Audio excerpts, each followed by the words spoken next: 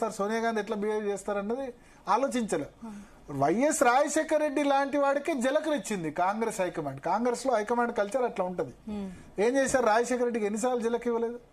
KVP రామచంద్రరావుని 2004లో Rajasekhara Reddy ముఖ్యమంత్రి అయితే KVP Ramachandra Rao Rajasekhara Reddy ఆత్మ, ఆయనకు పదవి రావడానికి 4 సంవత్సరాలు పట్టింది.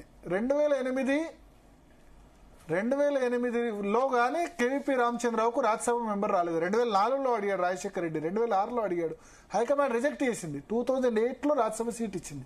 4 సంవత్సరాల పాటు ఏ పదవి లేకుండా కేవలం ప్రభుత్వ సలహాదారుగా ఉన్నారు. అంటే వైఎస్ రాజశేఖర రెడ్డి లాంటి పవర్ఫుల్ చీఫ్ మినిస్టర్ ఎన్ని సంవత్సరాలు కాంగ్రెస్ పార్టీలో ఉండే. 1983లో పిసిసి అధ్యక్షుడు, 1985లో రాజశేఖర రెడ్డి పిసిసి అధ్యక్షుడు, 1978లో ఎమ్మెల్యే. 26 సంవత్సరాలు ఫైట్ చేసిన తర్వాత 1978లో ఎమ్మెల్యే అయితే 26 సంవత్సరాలు ప్రతిపక్షంలో పోరాడితే రాజశేఖర రెడ్డి ముఖ్యమంత్రి అయినాడు.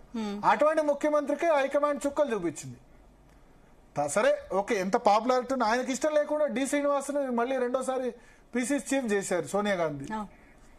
సో హైకమాండ్ సంబంధించి కల్చర్ ఆ విధంగా ఉంటుంది కాంగ్రెస్ పార్టీ. మాట్లాడదాం మనతో